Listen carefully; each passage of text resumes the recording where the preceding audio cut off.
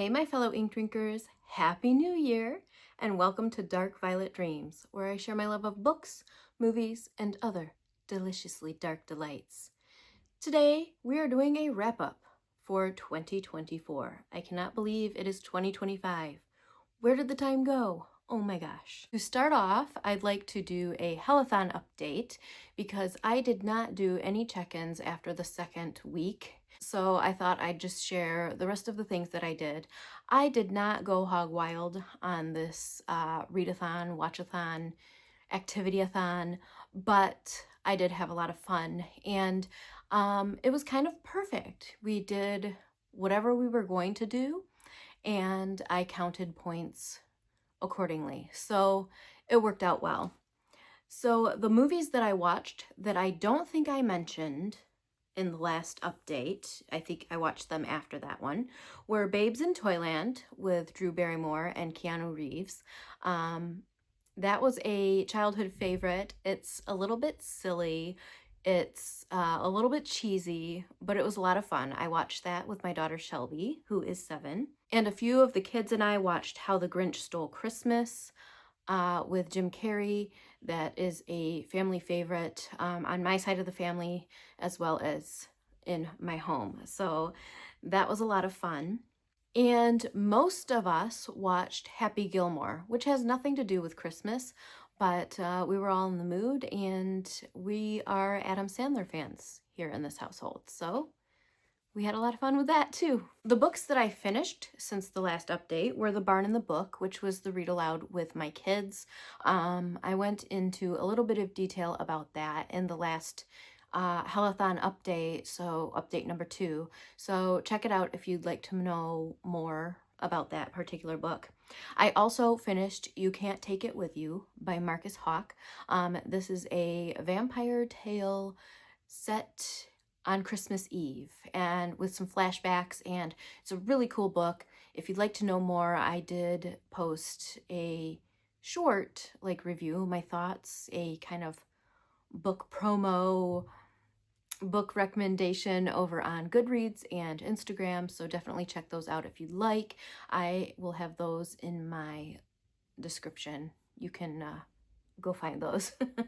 I also finished a short story collection called Festive Fears, and that was a lot of fun. I think I gave that a 4-star rating, and I typically don't go 5 stars for many short story collections.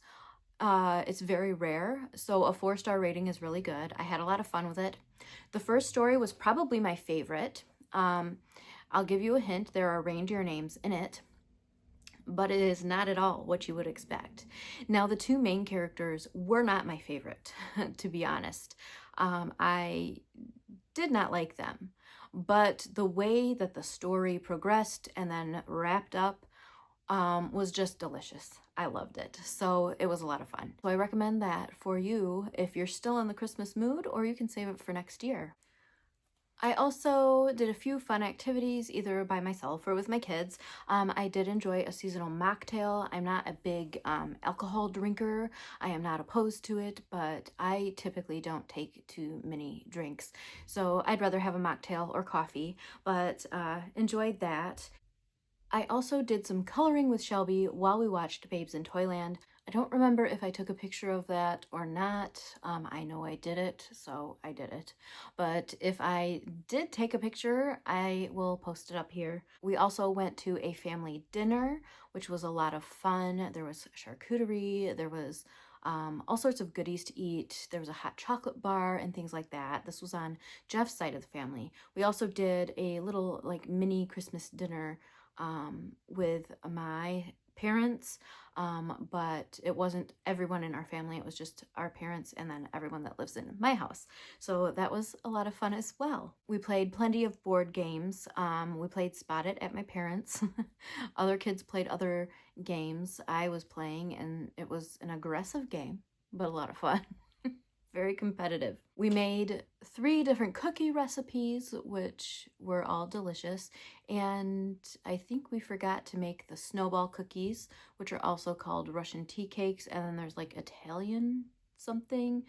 These cookies have so many different names, but I totally forgot to make those, but we did get to enjoy some at our big family gathering, so yay. I also attended a few sprints throughout the event, and I think there was one sprint that I did attend that last week or two of December, so it was a lot of fun. So overall, I gathered 90 points for Team Santa and 103 points for Team Krampus, so I ended up on Team Krampus. Let's dive into the 2024 stats.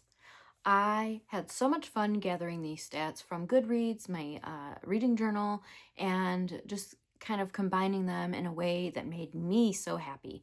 I don't know what it is about stats, but it's fun to see everything at the end of a year. It's been a busy, weird year, but I'm very happy with how it turned out. I read more than expected, so that's good.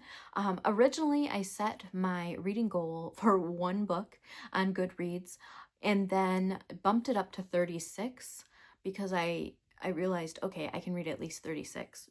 So to have finished the year at 45 books was a great accomplishment for me. I know there are people that read hundreds of books a year. I know there are people that read just a couple. So whatever you read this year, find encouragement in that. Be proud of yourself for what you accomplished. And if you didn't feel like reading at all, I totally understand. Life is hard. The world is weird.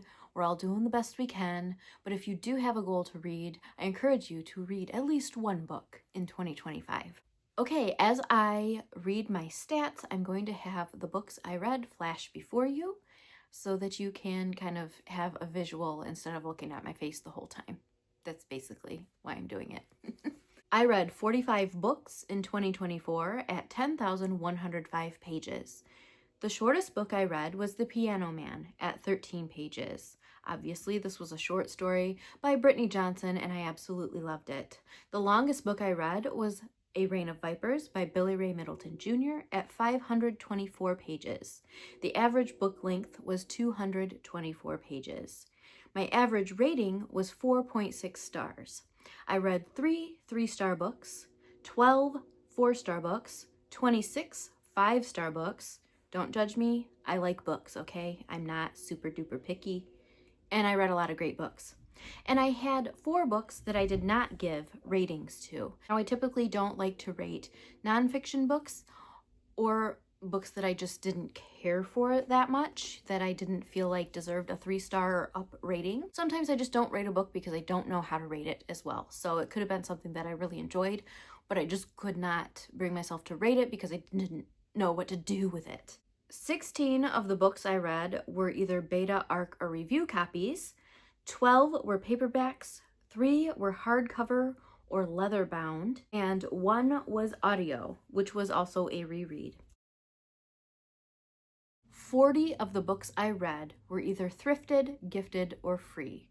Thrifted meaning I went to a thrift store or bought something secondhand. Gifted means either an author sent me a book or a friend did, or I won a giveaway or something like that. And the freebies were books that I scored for free through special events or just books that I was able to find for free. Little free libraries, things like that. So I am super happy with that. I only purchased 5 books this year, brand new. Not flexing. I'm actually shocked that I bought 5 books because we've been just really scrimping our money. All of our money goes towards bills and our kids and things like that. So it's usually a very special treat if I buy a book brand new. So I'm actually happy that I got to treat myself 5 times like that. I am still reading Lie Like the Devil, Second Coming, and Anterior Skies. So Lie Like the Devil, I am loving. I am almost done with it. So you should see a review or recommendation of that soon, either in a grouping of recent reads, or if I decide to do a standalone review, you'll see it. It's got kind of Silence of the Lambs vibes with a satanic cult kind of twist to it. Absolutely loving it. I'm also reading Second Coming, and this is a Christian apocalyptic horror story, which is really good as well. I'm probably just about halfway through that one, so hopefully I can make the time to finish that quickly because I've got some books coming my way from some amazing authors. I also set aside but want to finish Anterior Skies, which is an anthology that was headed up by C.F. Page, and I started reading that for a weird fiction readathon and the week of weird, and I never finished it, and I would like to because I was really enjoying it, so I will hop back onto that as soon as I can squeeze that in. And then we will start reading some books on my shelves and books I have on my Kindle. I canceled my Kindle Unlimited subscription for the time being, which is totally fine because I have so many books that I'd like to read and get my money's worth on. So that's what's happening with that. As far as my plans for 2025 and Dark Violet Dreams here on YouTube, I don't have any really set in stone plans. I do want to continue doing booktube. I want to continue keeping it simple. I'm not going to set a schedule. I am not going to make any promises. I don't intend to join in on any readathons or anything like that until Old School April. We've got some stuff coming up this winter that will take a lot of my brain power, if that makes sense. So I'm not sure that I will have enough left over to fully participate in anything, but we shall see. I'm going to take it 1 month, 1 day, 1 week at a time, whatever, and just kind of fly by the seat of my pants. No major goals, no major plans. We're just going to be here doing what we're doing and continue on as if it's not even a new year. It's just, a continuation of what we've been doing. I want to thank everyone here in this community for making it such a special place, and I want to especially thank all the authors who have sent me books and just brought new worlds into my space and just offered me so much to chew on, so much to enjoy, all the entertainment. I've been enjoying my reading journey, and that is especially because of you guys who I've connected with here and over on Instagram, and it's just been a wonderful time. So thank you so much. Thank you for being my bookish friends. Thank you for sticking around. I hope you guys are having a happy new year. I hope you're enjoying the books you're reading, and if you need a hug, sending hugs your way. If you need encouragement, don't hesitate to reach out. I'd love to chat with you and do the best I can to be an encouragement to you. I hope you guys have an amazing day or night and an amazing 2025. Cheers to the new year, new books, and new friends. See you next time.